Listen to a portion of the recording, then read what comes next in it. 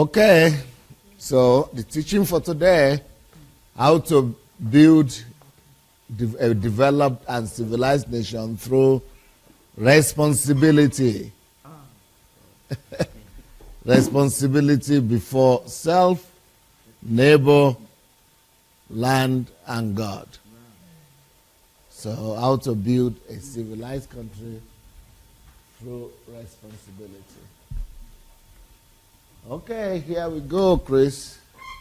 How to build, develop, and civilize nation through responsibility before self, neighbor, land, and God.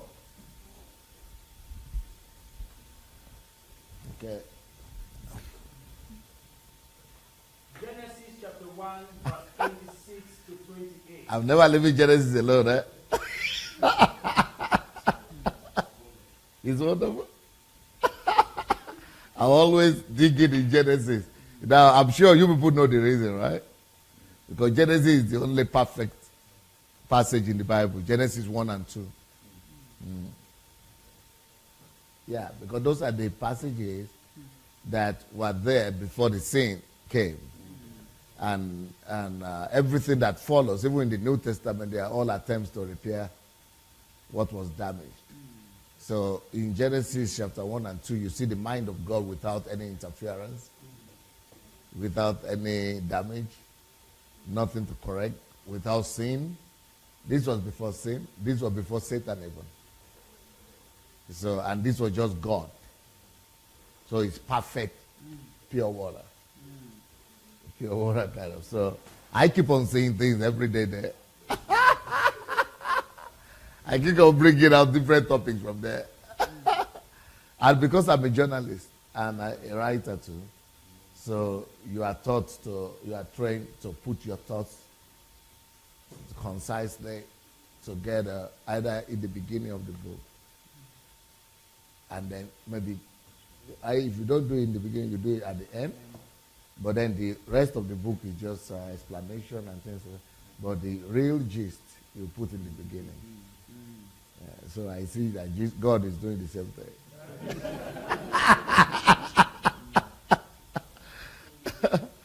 So don't be tired though of reading that Genesis.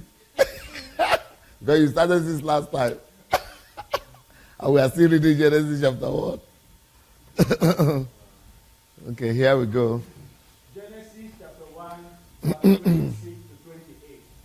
Then God said, "Let us make man in our image, according to our likeness.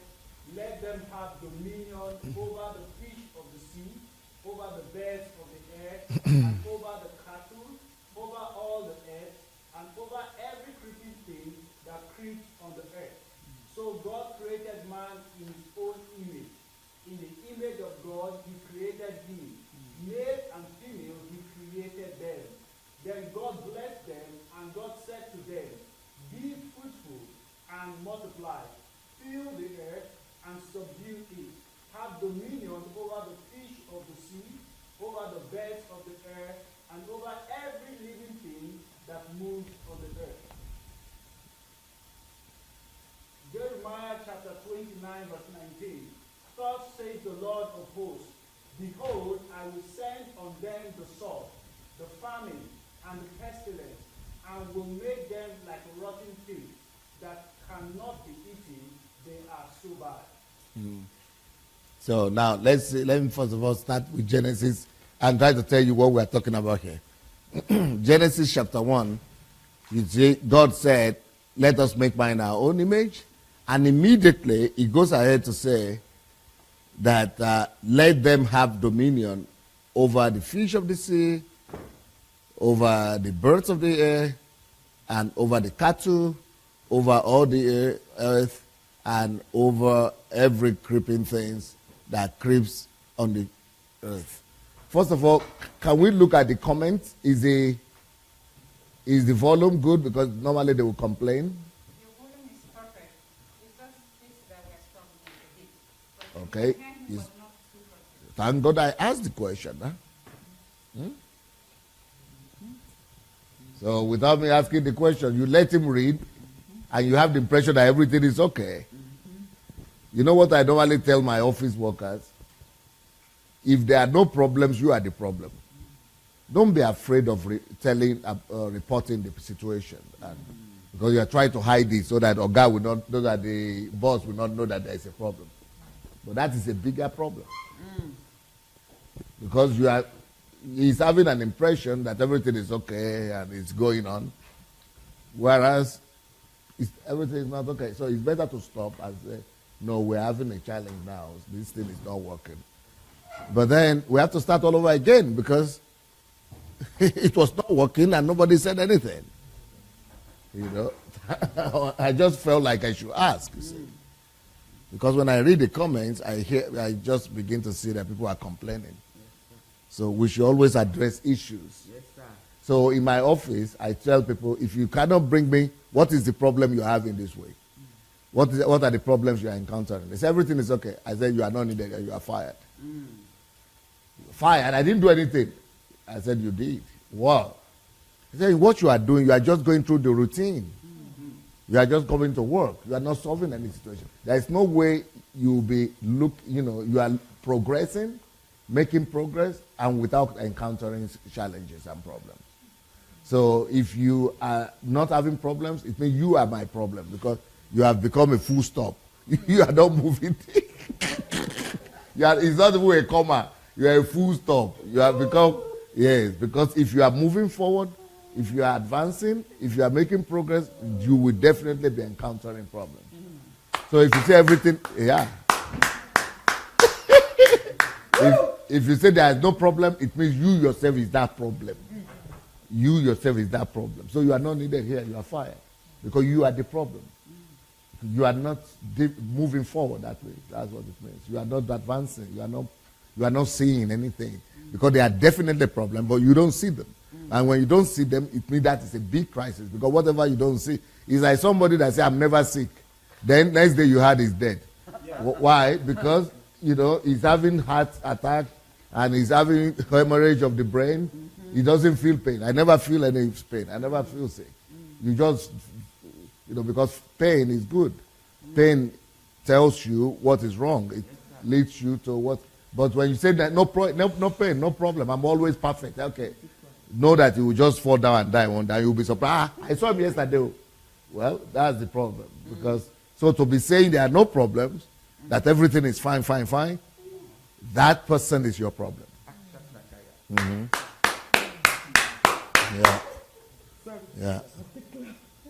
Yeah. So that means that person is your problem. So, Babusha, thank God you are not working with me in the office, but here, let me know that those things, if they are working or not, okay? It will help. Dupe is very much awake today. Dupe Love is alive and awake today. She is not sleeping at all. The energy is back. It's most difficult in the first day, second day. But by the third day like this, she set loose.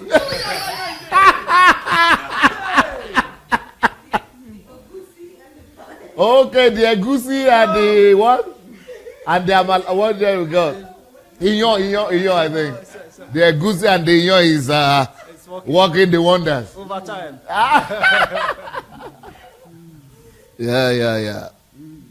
So the topic of today is how to develop a country through responsibility, right? Yes. And I wrote with that book. Please help me with that green book. Yeah. That's what it's about. You are born to make your nation great. It's all about personal responsibility.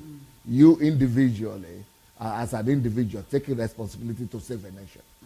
Now, sometimes I'm always hesitant to mention that you alone is enough to save any nation. Because people are not coming from the same place I'm coming from. So when I say things like that, people just think I'm just making big mouth or big grammar.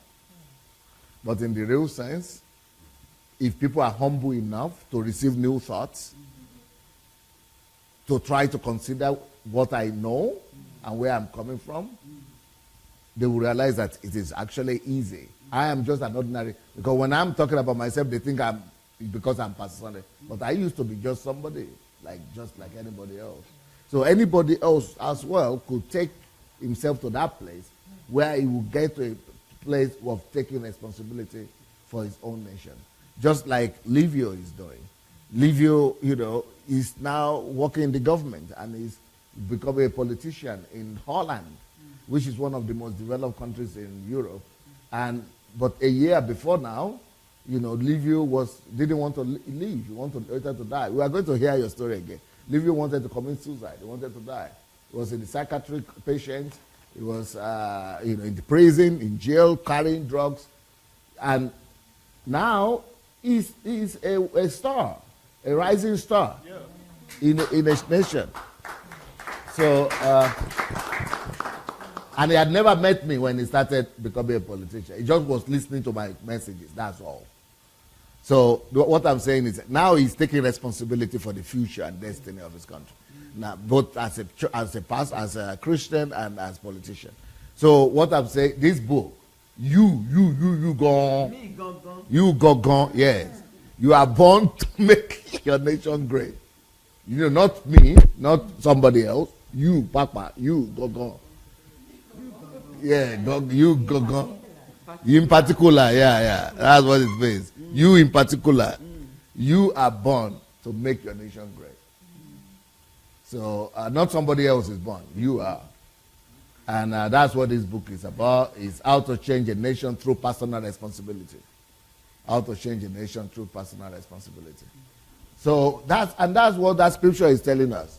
This scripture in Genesis, after God said we create man in our own image, then he said, let that man that is created in God's image have dominion over the sea. What is have dominion? Let the man have responsibility. That is teaching on responsibility. So that's where I got my topic from. Responsibility. Let the man take responsibility for everything on the earth. For the sea, for the earth, for the animals, for all creation, for the whole earth. And you know what I've discovered? People are not taught to take responsibility for the earth. No. I mean, people might be saying, okay, take responsibility for your life, take responsibility for yourself, take responsibility for your family, take responsibility for your children. That's what we see. But that's not what God is saying.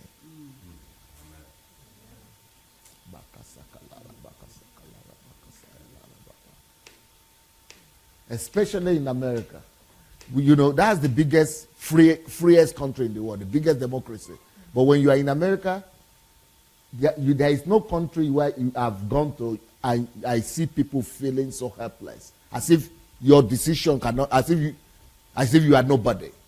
Now, everybody in America, you have the aura of thinking that everybody means something, but people are so far from the people who really matter, from people who really take decisions, from the billionaires. It's like they are living, it's like a parallel life. It's like you just know that you don't matter. You just know that you don't belong there.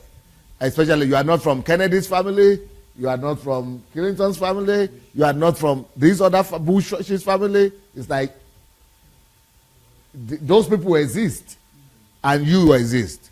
They are just different worlds. But because they mainly make you to know that go and get a job, pay your bills. Not only America, but all over the world. France. Oh, France is horrible. I'm sorry. Well, France is just horrible. Oh, France. I mean, even for you to have money, at least in America, you can have your money, make your money, pay your tax, you are fine. But in France, if you come from today, and you didn't have history, you cannot, and you became a billionaire or a millionaire, and they cannot trace where your wealth is coming from. What is the history? Who gave you?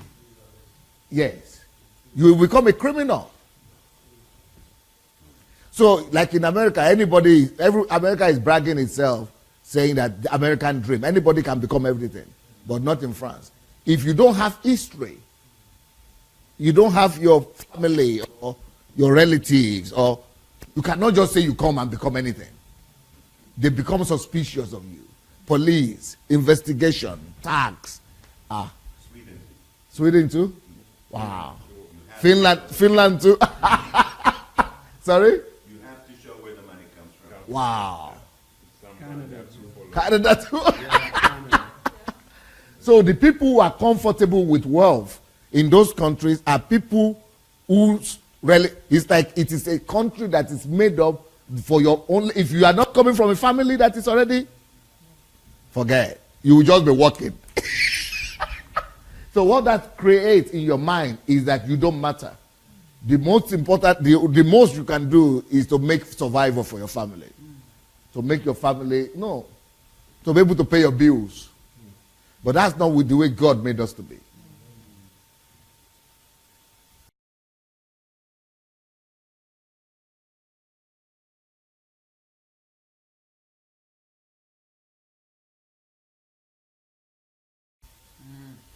God said, man. He didn't say from one family, famous family, or great family, or any family, or you, as long as you are a man like any other person.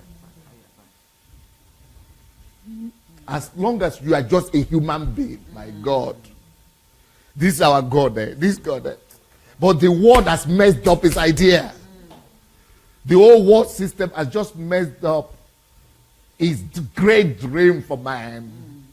His great expectation for man. God thinks highly of every one of us. But the system makes it to look as if you don't matter.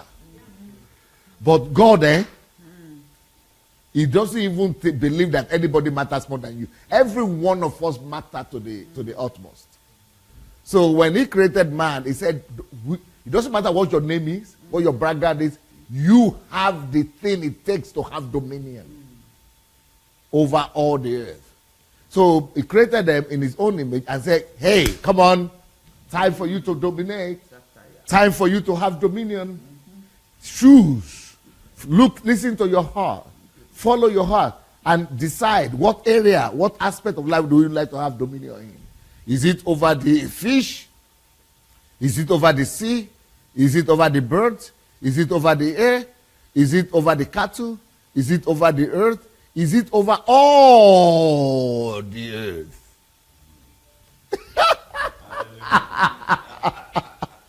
But they don't train us to have dominion. They train us to survive. They train us to struggle. They train you to struggle. And then to just be bragging and to be happy that you are doing better than your classmates.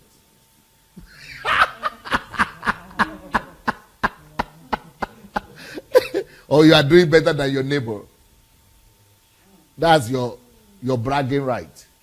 But that's not the way God sees your bragging right. According to God, it's when you have dominion, you are fully human. It is when you begin to have dominion, you are a full expression of what he had created you to be like here. Woo! Yes, and this is Genesis chapter 1. This is the original chapter. This is what is intention. When you have dominion over the earth.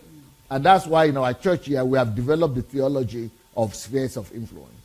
Everybody is called to have dominion over his own sphere. You must take responsibility to have dominion over a particular sphere of influence. That's why we talk about calling, purpose a lot. That is a whole area, a whole sphere where you are supposed to dominate and rule and manage the earth for God. We are all supposed to take responsibility for some areas and aspects of life. Be responsible for a nation. Be responsible for an area of life, a stratum. Be responsible for education. Be responsible for technology. Be responsible for youth, for women, for homeless people, for poor people, for restoration of a nation, for the redemption of a land. Be responsible for something, for bringing solutions, for bringing answers. Take responsibility. Like, Bill Gates took responsibility to have devices, laptops, PC in every home. Take responsibility like Steve Jobs to put, something in everybody's house. take responsibility for something. So our whole existence, we were created to be like that. Take responsibility to educate Sierra Leoneans, to open the mind of Sierra Leoneans to make right choices, for example. And, you've got to take, that is when you leave. We are made to take responsibility, not just for having food to eat. I mean, dogs have food to eat, Even birds, even plants have food to eat. That's not a big deal, But see what God is saying. He's not saying take responsibility to feed yourself. No. That is an insult. That's why Jesus said that, what did he say?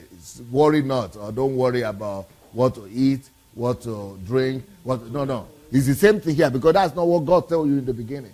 Those things shouldn't be things that worry you or bother you. That is natural. That is so simple. You, so much potential is put in you, and you are using all that potential, like the thousands, the trillions of cells, the God's nature, God's capacity in you, and you are using all that might, all that awesomeness just to look for survival, to look for what to eat. I mean, you are an embarrassment. That's why God said, no, don't worry about those. I mean, that's not what we're talking about. We are talking about big stuff. We are talking about you taking responsibility for nations. So for me, I am, I'm very fulfilled. I feel fulfilled all the time because, I have been able to influence nations. I want to go and influence more. I have my plans. I have my mind. I'm working on it. So I'm not, I don't want to use all these resources, the energy of God that is in me, just to go and be buying tie and coat and say, I got a new jet, I got a new plane, I got a new building, I got a new car, I got a good car. A whole resource, all God resources of trillions of cells in your body just to get a new car. That is metal. That's nothing. I mean, God, you see what God's expectation is? That's what you should be using that potential He put in you to do. Take responsibility for the real thing. You see what He said? And when I first saw this, I read this, I used to read this before, but the day I saw this, I was flabbergasted. It said, have dominion over all. This one word here. All the earth. It's not possible. That is, okay, I understand the sea, the fish, the bird, the air, but actually we are every aspect of the earth. All of it. That is incredible. And so what are we doing? So when people say, okay, you are just limited to one place, I said, no, I'm going to develop myself to be able to take responsibility for as much as possible, as much areas as possible.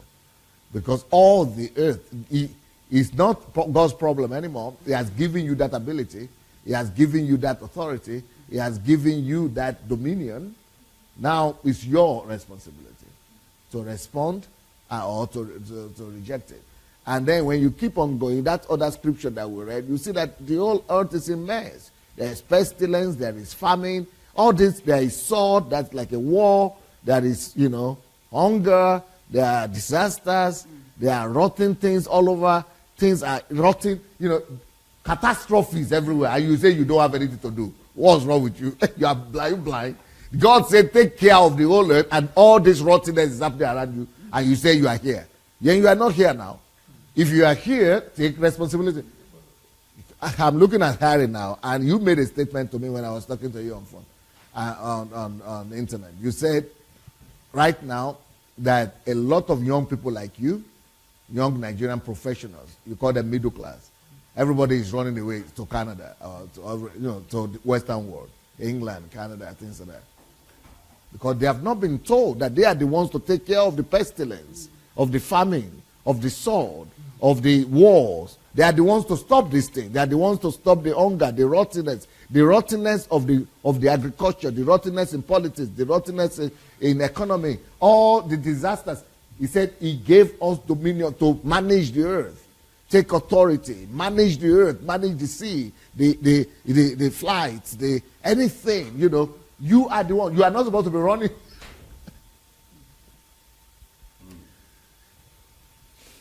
You are God's image. You shouldn't be running from pestilence, from nature. You are supposed to manage nature. You shouldn't be running from creation. You are the image of the Creator. You don't run and flee from this. Now, I will also admit that even me, being a young, ignorant, blind boy growing up in Africa, my own thinking was not better. My own thinking was also to run away, to escape, because I was not informed. But now that I'm informed, I'm running back. I'm running back to where problems are, to where challenges are. I actually now I see the blessings of all these things. But my own country and all the people of developed countries, I mean, they are dying in the Mediterranean Sea. They are dying in Libya. They are dying in Italy, just running away. Human being, God's image running away. God is in them. God, the God carriers, picking race. Not even from war, but just from circumstances. Instead of us to dominate. It's just like, you know why God made Israel, the people of Israel, to go, he gave them the promised land, and he gave them the promised land not in the lucrative territories of the earth. He gave them the worst. You know, Israel is like this. You know Sahara? You know what Sahara means? Israel is the desert. Yeah. You know, Israel is a desert. Now, it doesn't look like it now, okay. But believe me, those people, that nation, they work hard to make Israel what it is today. I mean, even though when you see Israel now, you see greens everywhere, those things are not natural. God didn't even send them to where there are trees. God sent them to where everything is dry and bad. Why? It's a statement to all of us. You don't run away from nature, you conquer nature. Yes. You conquer and dominate nature. You don't run away from disasters, you dominate disaster. You don't run away from pestilence, you dominate it, you conquer it. You don't run away from hunger, you solve hunger problem.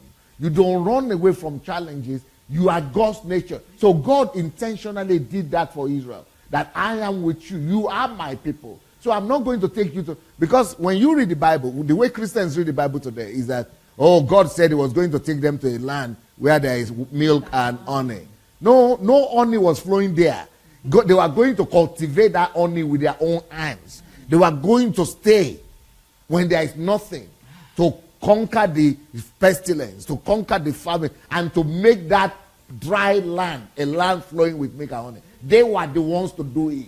God didn't make it just come, everything is already flowing here. No, there were no milk anywhere flowing. They had to create their own agriculture and make it the best in the world and feed the whole world from it. Why? God is trying to make a statement. You are my people, I am with you. You, with me on your side. Nothing is given to you on the platter of gold. But with me on your side, even in the worst and worst of conditions, if you will take responsibility, if you take responsibility for that land, promised land that I'm giving unto you, it will become, from a dry desert, it will become a land so fruitful and so productive that it will flow with milk and honey. That is the way Christians are supposed to be preaching this. And I think Rory can tell us one or two things about that because he knows what I'm talking about. The key in Israel for turning a desert into a green land was planting trees. Everywhere planting trees. And think about it. Taking responsibility or dominion has to do with having authority. But authority has to do with wisdom. So God put, we read also, all the seed-bearing trees. So you plant a tiny little seed and you get massive billions times returns. So Israel has cooperated with that. The other thing I was going to say is art is often prophetic.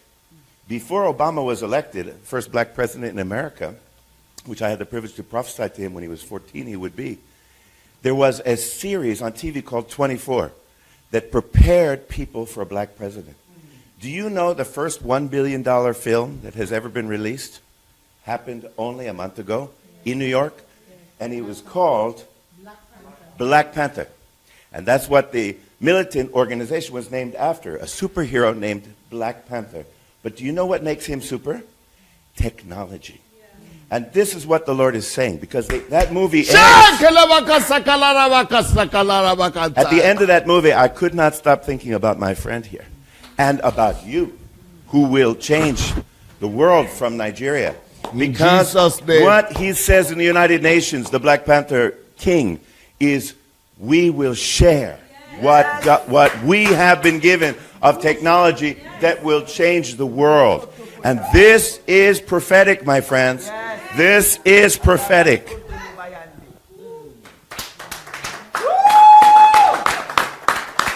And I didn't see that film. I didn't see the film that Pastor Rere is talking about. But everybody has been telling me I need to go see. But do you know that from the very first day we started here, I've been talking to you about technology, about starting research institutes, especially colleges of technology, special schools. You remember I was talking about that? Junior schools, you know, talking about spies, talking about you see, it's prophetic. And thank God, he was not here even the first day, but, you know, he got it. And it all starts with responsibility, guys. And but the sad thing with me, it's not that the African continent or the black people couldn't have done this, what I'm talking about. But we don't preach the Bible this way. No.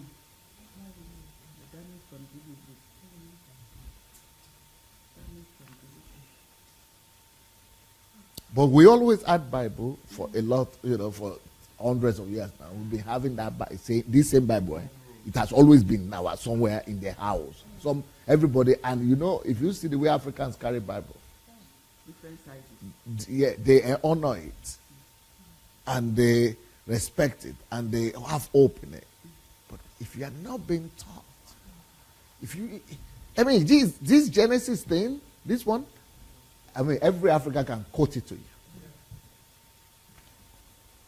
But if you are not going to be given the wisdom, like Pastor spoke about, the wisdom, the understanding, the enlightenment, the revelation, and if you're just going to read it, and just as religion, they make us to become religious people instead of dominating people.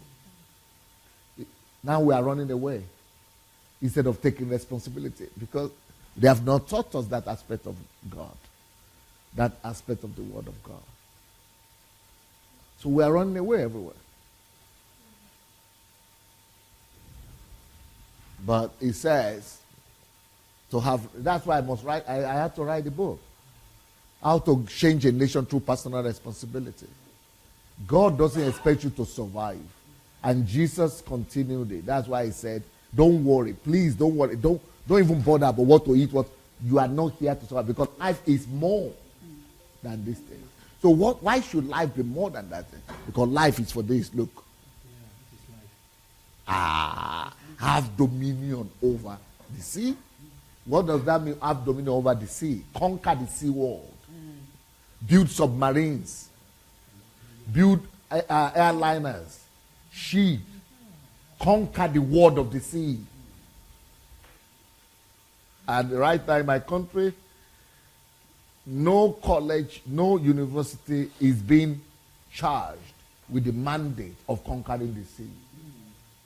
Building submarines, building ocean liners. No school, no youth is being told that. No pastor is telling their congregation, this is what God is talking about. Conquer the world of the sea.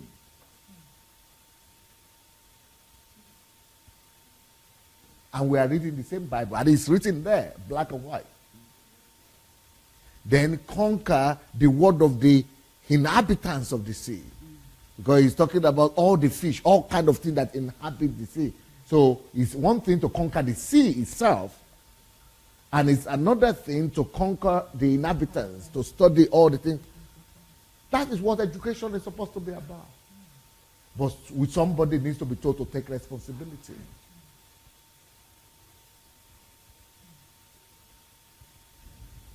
But he said, have dominion, take responsibility to conquer the word of the air. If people have not conquered the word of the air, we will not have planes. But my African people, I want to challenge them, and God will help me. Maybe God will help me for them to hear this, my message sometime. That because we are hungry still, we are desperate still, and we are the people to take it to another level. Whatever thing that the world has done so far, we can start from where they are. We are not starting from scratch. No. We are no more starting from scratch. We are starting from where the world is right now. And we should give people direction to begin to. That's why we need all from primary, secondary to junior schools. To begin to study only how to conquer the word of the air, for example. Then how to conquer the planets, the galaxies, how to explore them. That is what he's talking about. So now, if God is thinking like this, you should understand Jesus better. When Jesus now came and found people trying to look for live for survival, what to eat, what to drink, he was just offended. He was just saying, So he was. This is what the Gentiles are doing. Don't you get it? Life is more than this. Life is more. Don't you worry ever about what to eat, what to drink. Don't you get it? This is what your life is supposed to be spent for, not to survive, not to be looking for what to eat and drink. Don't you see the lilies? They don't even struggle for that. Don't you see the birds? You are more than that. Even birds don't struggle for what to eat. Life itself is a valuable thing. Life itself is God in you. And he wants to use you to conquer all of creation. You want to say something? Why did Jesus say, be fruitful and multiply? That's the first commandment to Adam and Eve. And then what does he command his disciples? He says in John 15a that this is how you glorify the Father, is that you will bear fruit, and fruit that will remain. So what we need to do, as pastors constantly teaching us, is to study and to ask questions. Study trees. Yes. How do they multiply? Yes. And that's what we have to do. Yes. Study the birds. That's how you learn to make airplanes. Yes. Study fish. That's how you make submarines. Yes. Study what God's already given. Yeah. There's a big disconnect for most of us thinking that we have to start from scratch and figure out some kind of great technology from zero. God has already given us everything if we'll ask the right questions. Yep. And he wants to give wisdom. And just one last thought. The first promise of the good news, of the gospel, of the new covenant is, I will continuously give Rhema. I will give continuously Torah in Hebrew. I will give continuously revelation to my children who are listening. Thank you, sir. Thank you. So there was a time I was teaching, was it on love? And I said, education. Most of the people I see, especially our people who come here to read medicine and all those kind of things, I said they are not educated. I discover after all that they are not educated. Because they only know the subject. They are studying university, and then they are still just, that's it. So, but really, real education is the ability to question. Real, when you know somebody is educated, when he has gotten to the place of critical thinking, when he could question things, and when he could dissect laws, causes and effect. Two things. That's how you know people are educated. When they are able to query, question, and when they are able to put life in principles and laws, that they don't believe in mysticism or mystics. That they know that everything, if somebody is educated and he has never gotten to a place of that everything is based on cause and effect, because only weak people believe in in luck and just live by miracles. You are not supposed to. The earth is made to be functioning by cause and effect. So if somebody said he's educated and he doesn't know that things are proportional, things are responsive to other things, that there must be a cause before there is an effect, and if there is an effect, there is a cause for it, and if we want a cause, we must create, if we want an effect, we must create a cause, and that the reason why we have effect is because there is a cause, and if there is no cause, there will be no effect. If people don't begin to, if they have not gotten to that in their thinking faculty, they are not educated. Now, why am I talking about this? Because the reason why people are not creative, and we are not, because we don't ask questions. Number two, because all the pastors have told you never ask questions. And never think that you can do anything. That's what churches do now. You cannot do it. Only God can do it. Only God will come and do it. But you see, like I said with Israel, God took them to places where they will have to ask questions. How to do this? How to do this? How to? He didn't make them ready-made. That because you have me, I will do everything.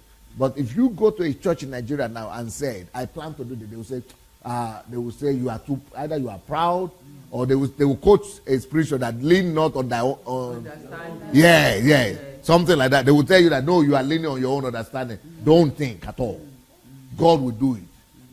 It's not your problem. Don't worry. It is okay. Or it is well. Those are languages people now use in our country. When I was in Nigeria, I never used to hear that it is well. It is no problem. It is well. You know, God will do it. God is in control. God is in control. So people always say things like that to tell you that you just submit, surrender everything, give up. Don't use your mind. But a sign of education is actually that you ask questions. A sign of education is that you understand that the earth functions by cause and effect. There are logics to life. There are sequences to life. And God created it like that. So you are not antagonizing God by thinking. God made you a thinking person. Because that's the only way you'll be able to have dominion over the bird world and the air, the firmament, the atmosphere, the atmospheric world, the cosmos. Because when he's talking about the air world, have dominion over the earth, he's talking about the space. He's talking about the cosmetic realities. He's talking about the cosmoses, the astronautic, functionings of the earth. Those are the things we should dominate. Is that not beautiful? Life is more than this.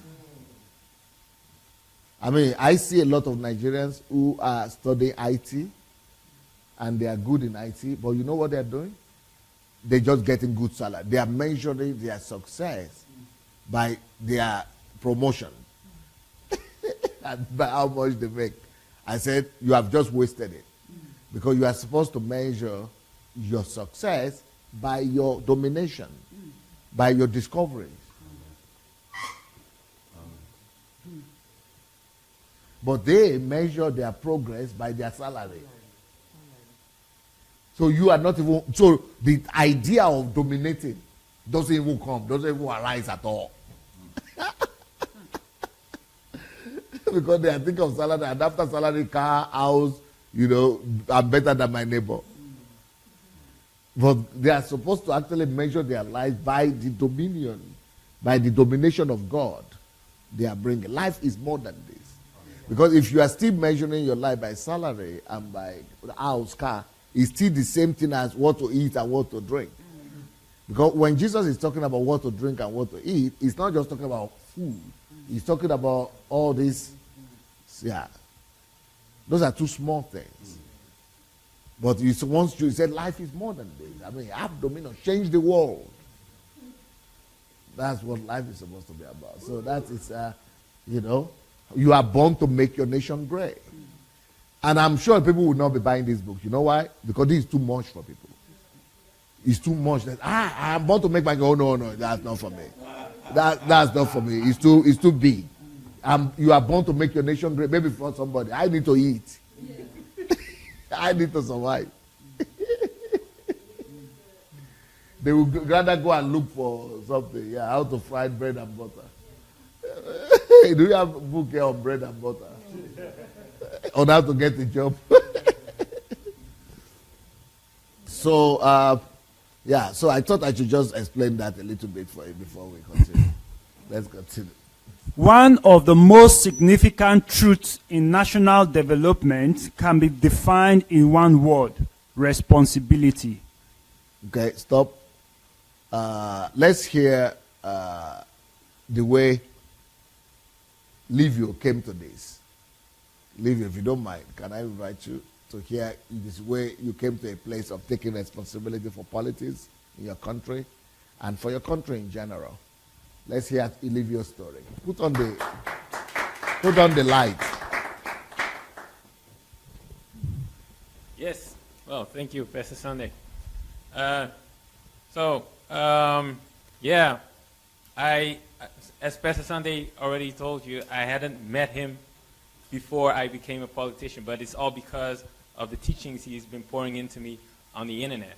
So before I even met him, I was going to church, living a religious life, and while I was very depressive, I was in a deep depression.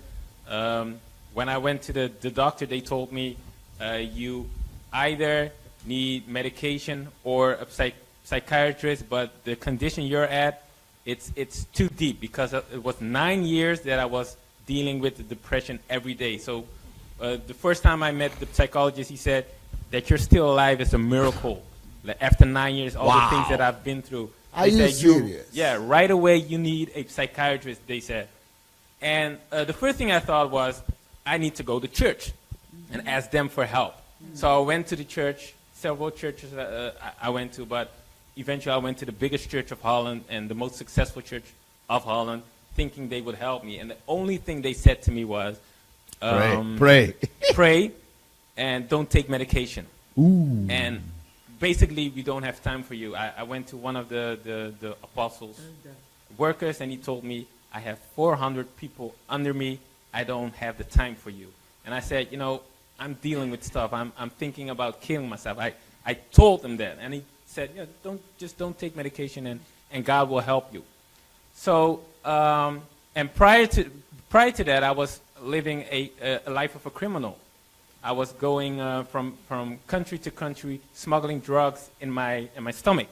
No. Yeah, it wasn't. Yeah, that I didn't. It was in your stomach? Yeah, and after, I started. You swallow drugs? I swallowed drugs, so I never carried it in my suitcase. So, I was not thinking about my life or the worth of my life. I was just living to get out of my own life. I didn't even do it for the money, just to get away from my own life and to, and not for the money. Never. I made a lot of money. I just gave it away or just bought things or, but money was not the intention of doing it. Just to get out. Just to get out, to be away. And when I was doing those things, the people around me were praising me because, you are the hero. I was the hero, and I like that. And eventually I had people under me working for me and carrying drugs in their stomach. Yeah, so I had a plan to retire at age 18. So it was. Are you serious? Yes. So I was 16 when I started carrying drugs. You are becoming a drug baron. That was the goal. That was the goal. And it was so easy because in Suriname, if you have money and you talk to people, well, they will just give you anything you need. They become your servant. Yes. So there was 2 times I went to prison. The first time I was 17 because it was a dog who wasn't trained, and he jumped on me, and they took me in because otherwise they would never ever know that I was carrying drugs with me. And there I decided it was the dog that. It was the dog. And I thought, okay, this is maybe God speaking to me that, So the dog was able to sniff in your stomach? Well, this dog was, so they always have dogs around you in Holland when the plane comes, but this dog wasn't trained, so he accidentally jumped on me, and they said, just because of the protocol, we need to take you and just look everything up. And then they did an X-ray on me and saw all the things. Inside? Yes. It was inside your stomach? It was inside my stomach. Wrapped. Yeah, wrapped. Yeah, you swallow it.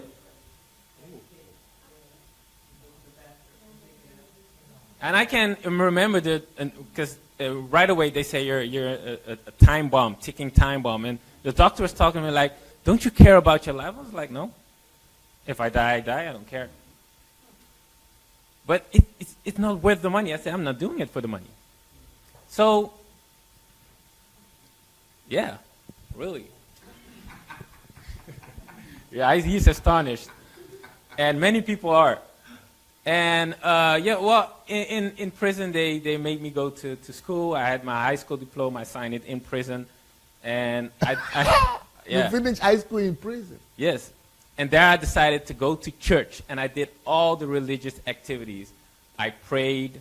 I read the Bible. I could quote scriptures to you. I knew every word in the Bible. But I didn't know Christ personally. And sadly enough, the people there didn't teach me how to follow Christ. They teach me how to give my tithes. They teach me how to be obedient. You know, just follow, like what you said, don't question anything. I am the pastor, I know God, and you just do and follow what I say. But meanwhile, I was broken inside. Thank you for telling this detailed story. Because even though I know his story, but it's never so detailed like this. Thank you for helping, because you are now even relating this story to what is happening in Africa and why people are so many in church, but nothing is happening. Oh, Jesus. They teach you how to pay tithes, how to just come to church and just be obedient and just do what we tell you to do. Yeah, I was in a small church, so I thought maybe... Charismatic church. Yeah, Pentecostal. Pentecostal. They call themselves Pentecostals. So, you know, and not only I was in a depression, my whole family was. So my brother, who was 1.5 years older than I am, he was also dealing with the depression. He even was diagnosed with schizophrenia. So he was hearing voices in his head, and several times he tried to kill himself. So one day I went to the pastor and I said, look, there are things happening in my brother's life, and well, I believe that God has the solution. And he looked at me and he said, I'm not going to help him because you know Christ, but he doesn't know Christ. And if we go and counsel him and he doesn't follow Christ, it will get worse. So you know what? I will come to you one day. And he came and he spent 15 minutes with me and my mother. And he said, you guys, you pray every day and you will see what God will do. God will do a miracle. You just believe in this miracle. 2 months later, my brother jumped off a building 6 floors high, and he died. Yes.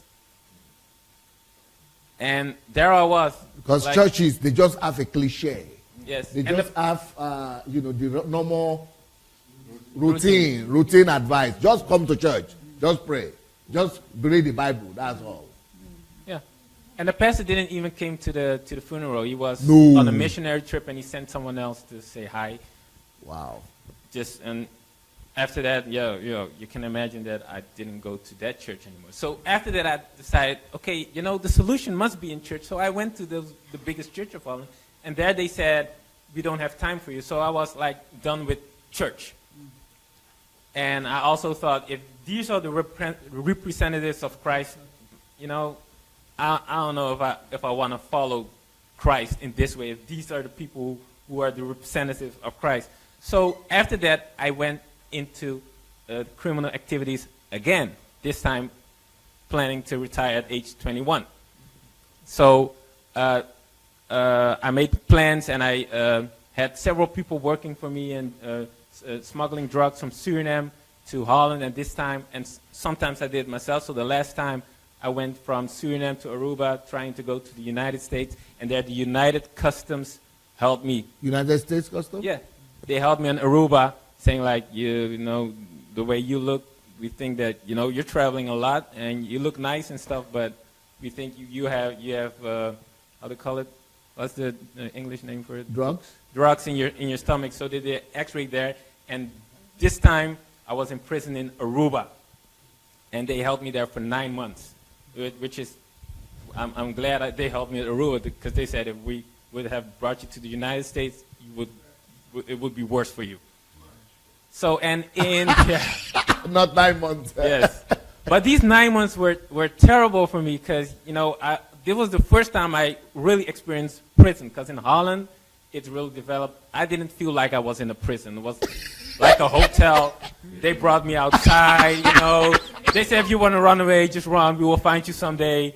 They brought me to school. But in Aruba, it's a Dutch colony island, but, it was a real prison. I was with three people in one small room. They only allowed us to go outside once, and the only thing I saw was the sky and the air. That was the only thing. So there, it really broke me. And the thing It was real prison. There was a real prison. There was a real prison. Dry bread, water, and some tea. Those the only things. And I even think that I saw the rats every day, and I even thought that the rats were having a better life than I had in prison. And the thing is, one of we call it minister, but you have the prime minister and the people around him who work with him. Yeah, the advisors, yeah. Cabinet ministers. Cabinet ministers. One of them from Holland came to visit the prison in Aruba. And I tried to talk with him like, we need to have some changes in this prison because there is nothing here. And he didn't talk to me. And it was during the time of the elections in Holland, but he just wasn't giving me attention. So there I thought, I want to make some changes. If Holland doesn't care about their own colonial island and all the devastating things that are going around there, it raised an anger inside of me. And the calling, the brewing of a calling. Yes. And the churches even in prison didn't come anymore. There were Seventh-day Adventists. They were coming every Saturday to speak with us. And the last time they said, you guys are hopeless. We don't believe in you guys. So one of them said that. It's hopeless. We will not come anymore. So I came back to Holland and I decided, I know that God is real. That is something, if you know that God is real, you just know it. So I said to God, I really, really need a mentor in this because I don't want to go to church and just be religious. I kept going to church and I did everything. I was in the video team and I did what I needed to do, and I decided to go back to university to study notarial law to become a notary, which I cannot become because of my criminal record, but I still did it. I still went to university. I'm still pursuing my degree. And I said to God, I really, really need a mentor. I need someone to learn from and to know what to do. And I followed teachings of Dr. Miles Monroe, but he died. And then I saw Dr. Sunday Adelaja on YouTube. And the first thing I thought was, this is just one of all of the pastors. Nigerian. Especially because he was Nigerian, because the Nigerians are not really respected in Holland because people think they're always criminals or scammers and stuff. So I saw Dr. Sunday and I said, God, okay, everybody but him. I don't want to follow Dr. Back then it was Pastor Sunday Elijah because I thought, somebody who's just going to exploit me or, take advantage of me like all of the others. And you were so far away, I thought. Take my money. Yeah. Those were the things I thought. So I went on holidays to Suriname one day. It was in August 2016. And I saw the book Church Shift everywhere in every bookstore. When you walk in the bookstore, it was just this, you saw it on like one shelf. of the best books you should buy. And I saw it, and I remembered you from the picture, and I saw you like, oh, I saw him on YouTube. But I thought, well, this guy again, I won't buy the book. I'm done with it. So I went home, and every day I was praying and trying to find God. And while I was praying, I just saw the book. I saw the book in my spirit, in my mind, and it was unusual to me because I'm not in the spooky in the blah, blah, blah, blah thing. I'm just like down to earth. But this time I saw the book and I was dreaming. I saw the book and I refused to buy it. And like after a week I decided if I keep seeing this book, I might as well buy it. Jesus! And that's what I went straight to the bookstore. I bought the book. I was on holidays. I closed my room and I read the book from cover to cover in 2 days. And I was so astonished and amazed about all the things God was doing in Ukraine. In Ukraine, because, you know, Ukraine is also in Holland. We don't like Ukraine because of an airplane that fell down, and, you know, Yes, like deeply rooted that Ukraine is not typical our country. We would like to be familiar with.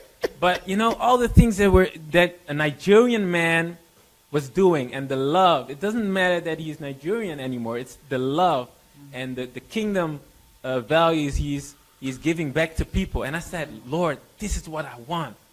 This is what I want. So, and I believe around that time you started with your live broadcast. So when I read the book, he didn't start with his live broadcast. He started after that. I read the book, and I keep listening every day, listening, and there was a time that I stopped listening because, you know, I didn't think that he was sincere, even though he never asked for money and the things were right. But, you know, because I had experienced so much with so many pastors and they all let me down, I thought this would be just the same thing will happen to me. So I didn't want to get disappointed. But when I got to the two series of the prayer series and the kingdom series, something happened because he started talking about taking your nation.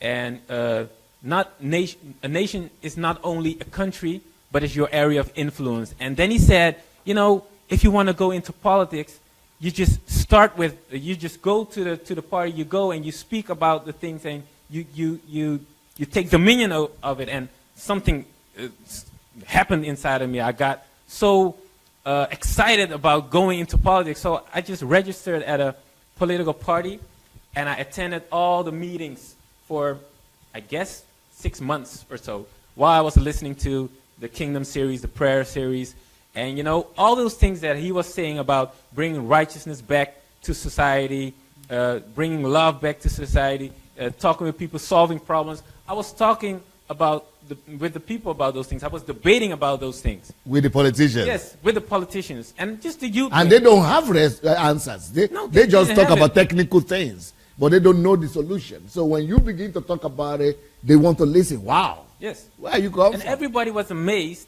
And I didn't know that the person who was working close to the mayor was all the time listening to me. I didn't know that. I was just, you know, participating. And then after 6 months of being a member of this party, they came to me, they said, what you're saying, we never heard anything like it. We want you. Yeah, they said, we want you to become the leader. You have to write a formal letter, but you are already the leader of this party, of the youth wing of Rotterdam, the second biggest city of the Netherlands. I didn't know that I would sit with the mayor every first Monday of the month discussing matters concerning youth. And they would give me a platform to talk and speak to people. After that, even mayors of other cities, smaller cities, were calling me to speak to them, to speak at meetings of them. And they would ask me, just come and have a topic and speak about it. I said, what do you want me to speak? Just do what you want to do. We want to listen to you. And how can we set up all these things you're doing? So other cities in Holland began. Yes. And this was all of listening for 1 year. The church in Holland. And you had never met me. Never met him. And just then listening. After, you know, I was coming into the politics, I decided to come and meet with Dr. San. And we didn't even speak about all these things. We didn't even. No. And, you know, I didn't even only became the chairman of the No, so youth what happened to your depression? You didn't talk about that, and the psychology. Oh yeah, I went. Psychologist. Yeah, so the church told me don't take medication and just pray, and well, that didn't really help me. So the became depression more was depressed. So deep, Yeah, I was getting more depressed, and it and even came to suicidal. Yeah, it even came to the point that I was. Because I was going to university, I was just living the normal life, and people couldn't see that I was in a depression. I could laugh with you, I can make jokes and everything, but inside I was so broken, and it came to the point that I was going to university. I was in the train, and I said, God, I can't handle this anymore. I want to kill myself. And I don't know if I will go to hell or heaven, but I'm done with this. I'm going to do this. Especially I said, since your brother did it. yeah. My brother, I thought, okay, he's in rest now. I have to deal with it. So I was thinking about jumping before a train, cutting myself, all the easiest way to just kill yourself. And then I felt God speak to me. One of the unusual things, again, I felt that God said, if you do this, you will bring shame to me. You will put me to shame because people know that you're a Christian and you have to do it right. And I said, God, and why don't you heal me? He said, because I know what product I made. I've given you the principles. I've given you my word.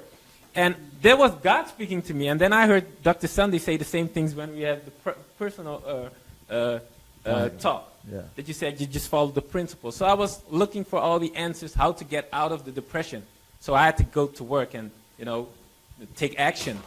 And I was following Dr. Sunday by that time already.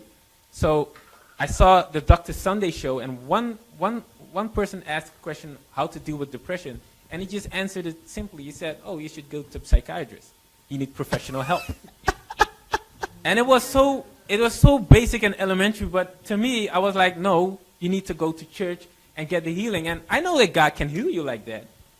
It's possible, but if he doesn't, you need the counseling. And I went to a psychiatrist, and he is not a Christian, and I was talking about all the things I was going through, and he said, you should make your own decisions, but if church is advising you to just take medication and not helping you, you might want to think about not going to church anymore. And then he asked me, how did you decide to come to me? I said, well, I'm listening to a man in Ukraine, and he's filling my spirit with all those Right teachings. Right teachings. And he said, you should keep listening to this man. I don't know who he is, but So the psychologist said, don't go to church anymore. Don't go to church and keep listening to this man. Because this is helping you out. During our sessions, I had a session every week, and I would tell about what I've been learning of the teachings, and he would ask me about you, and I would show him the pictures. We'll listen to him, and, well, maybe you should leave church. That's your own decision, but maybe you should leave it. And after a year, I don't feel like I'm not in a depression anymore.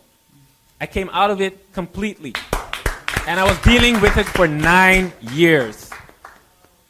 So I just went through the therapy and everything, and that really helped.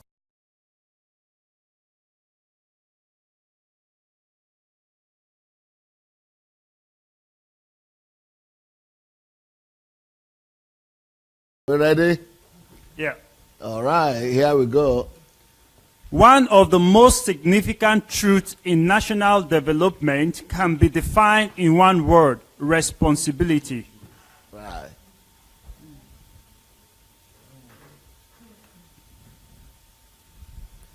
Responsibility finds a way. Responsibility makes Irresponsibility. irresponsibility So makes start all over again. responsibility finds a way. Irresponsibility makes excuses. Wow. There are several meanings to the word responsibility. It means to be accountable for performance. 2, to answer for duty to be discharged by, never to betray a trust. Yeah. 3, capable of making ethical and moral decisions about answers able to answer. able to answer for one's behavior. Proverbs chapter 28 verse 2. Because of the transgression of a land, many are its princes, but by a man of understanding and knowledge, right will be prolonged. You say many are the princesses in land. Christians are many all over the world. But it takes a man of understanding and knowledge to be able to prolong the life and all the blessings that God wants to give to life. You need to take responsibility. There are a lot of princes, but only men who take responsibility make things happen. We may have many princes, but highness is its key. Responsible or responsibility is a culture that must be taught from the home to the school system and in the government cabinets. So you remember the way we say we propagate values, either through legislation or propagation. So responsibility is one of such values that must be, dissected throughout the whole city, its country. All people in the land must be taught the value of responsibility. If we would teach, like if you are reading that book, You Are Born to Make Your Nation Great, you will see that it is only when people understand what is personal responsibility, then things change. Can you imagine when the whole country is taught to take individual, personal responsibility? But in my country right now, everybody is pointing an accusing finger at the past, as the bishop, at the government. Government is to blame. Government is this. Government is this. People don't take the personal responsibility. They don't even see themselves as responsible for what's happening in the country. Romans chapter 13, verse 1 to 4. Let every soul be subject to the governing authorities, for there is no authority except from God, and the authorities that exist are appointed by God. Therefore, whoever resists the authority resists the ordinance of God, and those who resist will bring judgment on themselves. For rulers are not a terror to good works, but to evil. Do you want to be unafraid of the authority? Do what is good, and you will have praise from the same. For he is God's minister to you for good. But if you do evil, be afraid, for he does not bear the sword in vain. For he is God's minister, an avenger to execute wrath on him who practices evil. So, government have their own responsibility, but that doesn't set you free from your own civic duties. So, as authorities have to do what they need to do, you also have your duty of responsibility that you need to carry out as a citizen. So we don't just say government is to blame for everything, that's all. Yep. There are a number of areas where every citizen must show a high level of accountability before the nation can move forward. Right. Responsibility before self. So there are different forms of responsibility. The most important area of responsibility is responsibility before yourself. You got to take responsibility for yourself. Right. Self-education is, I firmly believe, the only kind of education there is. So if you are taking responsibility for yourself, the first way you start is by self-development, self-education. Responsibility before man and neighbors. Yep. That is the second one. So you don't just take responsibility for your own self, you must take responsibility for people around you. Yeah. Responsibility before the land. That is the next level of responsibility. Take responsibility for the country or for the city, for the land where you live in. Responsibility before God. That's the next level of responsibility. You've got to take responsibility for God. Before God.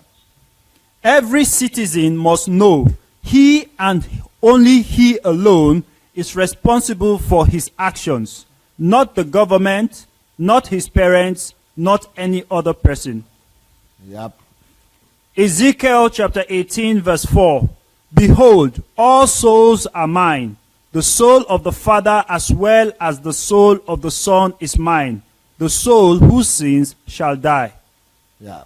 So that's responsibility. Everybody that does anything is responsible for his own action. Everyone is responsible for his own action. It is the soul that sins that must die. Everybody must know there are consequences for his or her actions. Every action leads to a reaction. Yep. When you choose an action, you choose the consequences of that action. When you desire a consequence, you had damned well better take the action that would create it. That is by Louis McMaster Bujold. Yep. it also means if you don't work, you don't deserve to eat. If you didn't carry out your responsibility, you must be able to take responsibility for your future. For your failure. For your failure, sorry. For your failure, suffer the consequences. Romans chapter 1 verse 20. For since the creation of the world... When we talk of a country like Nigeria, all of us have collective responsibility for the failure of the land. So just to blame the government is not enough. We are all responsible for what is not working. Yeah. Romans 1 verse 20. For since the creation of the world, his invisible attributes are clearly seen, being understood by the things that are made, even his eternal power and Godhead, so that they are without excuse. We don't have excuse. God has given us so much all around us that we don't have excuse to fail. There is no greater law that can effectively govern a society as the law of loving your neighbor as yourself. Amen. And that's responsibility. You've got to take responsibility not just for yourself, but for your neighbor too. Notice principle number 1. Everything I do affects somebody else. Everything somebody does affects me. And that's why I must be responsible for myself and for my neighbor. Notice principle number 2. I must sow good to reap good. Galatians 6 from verse 6 to 9. Let him who is taught the word share in all good things with him who teaches. Do not be deceived. God is not mocked. For whatever a man sows, that he will also reap. For he who sows to his flesh will of the flesh reap corruption. But he who sows to the Spirit will of the Spirit reap everlasting life. And let us not grow weary while doing good. For in due season we shall reap if we do not lose heart. Notice principle number 3. You are your brother's neighbor's keeper or ruined. Yeah, or we're all rowing together. Genesis 4 verse 5 to 9. But he did not respect Cain and his offering. And Cain was very angry, and his countenance fell.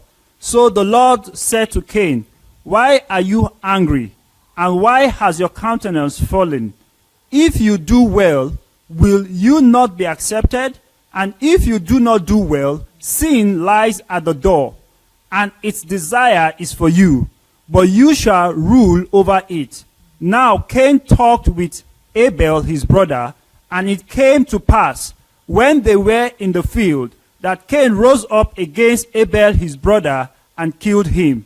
Then the Lord said to Cain, where is Abel your brother? He said, I do not know. Am I my brother's keeper? Well, God wants all of us to be our brother's keeper. But the society we live in, especially in Africa, now everybody is to their tent. Everybody is living an egocentric life. Everybody just cares for themselves and their families. Well, that's why, there will never be progress in the society. Are you a keeper or a killer? We kill people in our words, actions, etc. Responsibility before land is essential because 1. Availability of resources doesn't equal production. Hence, resources must be kept, cultivated, and developed. Everybody needs to do that. It's not just the government. Hebrews 13:17. Obey those who rule over you, and be submissive, for they watch out for your souls, as those who must give account. Let them do so with joy, and not with grief, for that would be unprofitable for you. Yep. 2. It means to obey the ordinances of the land, its government. Hebrews 13:7. Remember those who rule over you, who have spoken the word of God to you, whose faith follow, considering the outcome of their conduct. Romans 13:14. But put on the Lord Jesus Christ, and make no provision for the flesh to fulfill its lusts. Isaiah 24, 1-3. Behold, the Lord makes the earth empty and makes it waste, distorts its surface and scatters abroad its inhabitants. And it shall be, as with the people, so with the priest, as with the servant, so with his master. When you don't take responsibility for the land begins to punish you. It needs to spit you out and begins to destroy the inhabitants of the land. Yeah. As with the servant, so with his master. As with the maid, so with her mistress. As with the buyer, so with the seller. As with the lender, so with the borrower. As with the creditor, so with the debtor. The land shall be entirely emptied and utterly plundered, for the Lord has spoken this word. That's because the land, if you don't take responsibility for it, you reap the consequences. Isaiah 24. So that is the mandate we are given. You know, have dominion over the whole earth. So when you don't do it, you get catastrophes, you get natural disasters, you get famine, you get poverty, you get economic difficulties, you get crime. Things will begin to happen that will make the dwellers to begin to run away. And that's why you see all migrants, immigrants, everybody running away, because they don't take care of the earth, as God has said, to have dominion over the earth. And that's also part of the story of Israel when they were disobedient. Yes, right.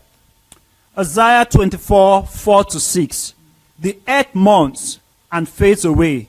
The world languishes and fades away. You see what's happening? The earth is mourning, and we want to survive. We are talking about bread and butter. That's why Jesus said, life is more than this. Life is more than what to eat or what to drink or what to wear. Life is more than this. Look, the earth is mourning. It's fading away. The earth is languishing. It's fading away. Haughty people are, there are haughty people in the earth. The earth is languishing.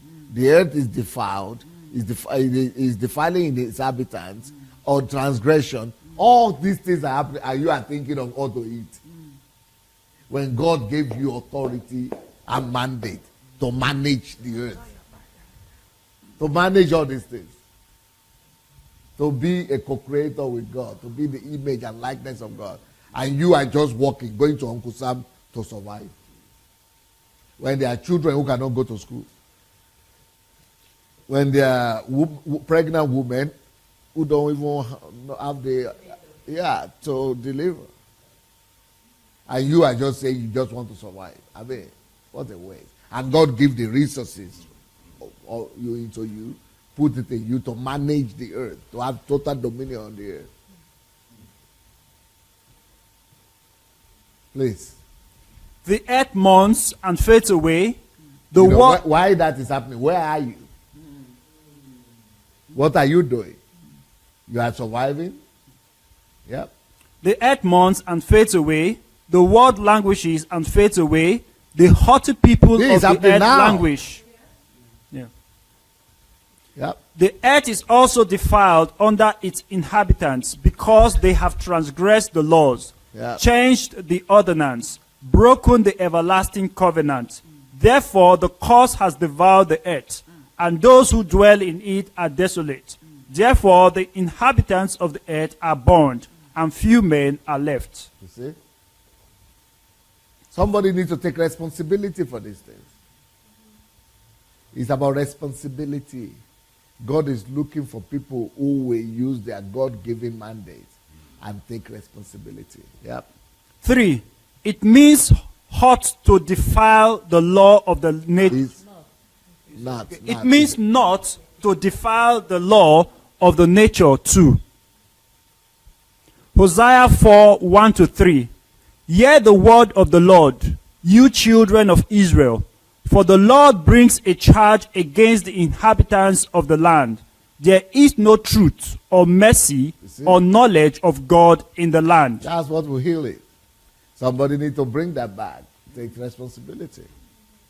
By swearing and lying, killing and stealing, and committing adultery, Somebody needs to use righteousness, the things that are in the front. Number one, truth, mercy, knowledge, to heal and to cure all these things here. by swearing and lying, killing and stealing, and committing adultery, they break all restraint with bloodshed upon bloodshed. Therefore the land will mourn, and everyone who dwells there will waste away with the beasts of the field and the birds So of the these air. things are predictable. Life is predictable. And the answers also are predictable. Somebody needs to take responsibility and restore truth to the land, justice to the land, honesty to the land, equity to the land, and that will be healed. If you don't, nobody doing this, then this will happen. Yeah. Miracle will not come. God will not do it. Somebody needs to do it. That's what responsibility is about. Yes. Hosea 4:4-6. Now let no man contend or rebuke another, for your people are like those who contend with the priest. Therefore you shall stumble in the day. The prophet also shall stumble with you in the night, and I will destroy your mother. My people are destroyed for lack of knowledge. You see? Because you have rejected knowledge, I also will reject you from being priest for me. Because you have forgotten the law of your God, I also will forget your children. That's what happened. These are natural consequences of people now taking responsibility for the land. Take responsibility for knowledge. Bring understanding to people so that they will avoid destruction. 4. Be committed to the well-being of the land. Yeah. Jeremiah 29:7. And seek the peace of the city where I have caused you to be carried away captive, and pray to the Lord for it, for in its peace you will have peace. Even if you are a foreigner, God still wants you to take responsibility for where you find yourself. 5. We owe everything to God. Deuteronomy 6:10-15. So it shall be when the Lord your God brings you into the land of which he swore to your fathers, to Abraham, Isaac, and Jacob, to give you large and beautiful cities which you did not build, houses full of all good things which you did not fill, hewn out wells which you did not dig, vineyards and olive trees which you did not plant, when you have eaten and are full. Then beware lest you forget the Lord who brought you out of the land of Egypt, from the house of bondage. You shall fear the Lord your God and serve him, and shall take oath in his name. You shall not go after other gods, the gods of the peoples who are all around you. For the Lord your God is a jealous God among you, lest the anger of the Lord your God be aroused against you and destroy you from the face of the earth. Yeah, so this for immigrants and for people who are, okay, for example, you have come to Europe, cities you have not built, economy you didn't build. But when you get there, are you imposing God? Do you take responsibility for that land to bring the knowledge of God there? Or you are going to be conquered by the spirit of the land? And that's what's happening here. Deuteronomy chapter 6:16-20. You shall not tempt the Lord your God as you tempted him in Massah. You shall diligently keep the commandments of the Lord your God, his testimonies and his statutes, which he has commanded you. And you shall do what is right and good in the sight of the Lord, that it may be well with you, and that you may go in and possess the good land of which the Lord swore to your fathers, to cast out all your enemies from before you, as the Lord has spoken. When your son asks you in the time to come, saying, what is the meaning of the testimonies, the statutes, and the judgment which the Lord our God has commanded you? So you have to go and possess the land. You have to go and do what is right and keep the memory for your children. Take responsibility for the passage of the knowledge of the Lord from generation to generation. We should be responsible for his laws to be a part and parcel of our daily work and duties. Deuteronomy chapter 8 verse 17 to 20. Then you say in your heart, my power and the might of my hand have gained me this wealth. And you shall remember the Lord your God, for it is he who gives you power to get wealth, that he may establish his covenant which he swore to your fathers, as it is this day. Then it shall be, if you by any means forget the Lord your God, and follow other gods, and serve them and worship them, I testify against you this day that you shall surely perish. As the nations which the Lord destroys before you, so you shall perish, because you will not be obedient to the voice of the Lord your God. So you take responsibility for the earth, you begin to have progress, you begin to have growth, you begin to have prosperity. But when that comes, don't begin to think that it is because of you, that because of your efforts, because you are good. No, because it's just because of the mandate that you have. It's because of the thing you need to do. Don't make the mistake other nations make. When you begin to grow, when you begin to take responsibility, things will grow, things will happen.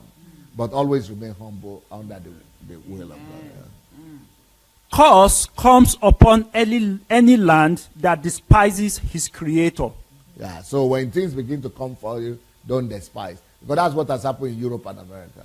The more prosperity comes, the more they become powerful, the farther they go away from God. So that's what God was warning Israel about.